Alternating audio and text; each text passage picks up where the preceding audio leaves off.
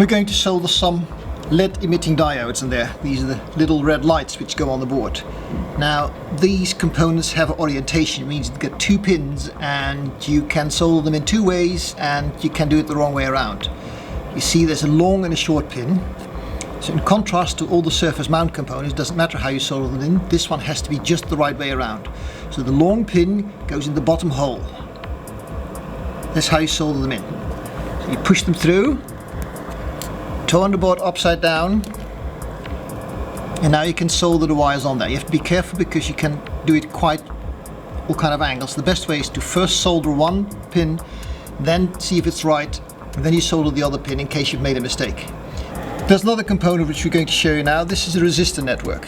This resistor network has 5 pins, but they're not all equal. There's one common pin on this side, and the other 3 are the resistors coming in there. So this component also has to be there in the right orientation. There's text on one side and no text on the other side. So you have to make sure that the text side is soldered in towards the diode, this way around. So what you do, you have to turn the board over and then you can solder all the wires on there.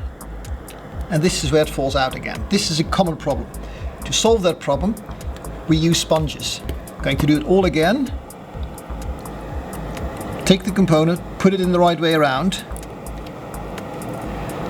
And what I have with me is a very standard kitchen sponge. Put that on there. Now I can turn it over without having to be afraid that the component falls out. Now we can solder it in place. All the information about how the components should be put, where it should be put, the orientation, etc. is all clearly in the manual with lots of pictures showing you the components and where it should be.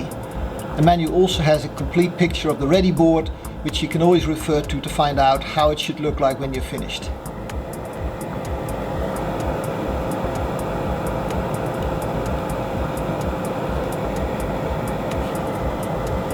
As you can see, you have to hold the solder iron for a while on the contact to make sure that the solder is nice and clean. If you've got these nice bright shiny contacts, you know that you've done a very good solder job. There you are, the component is in place.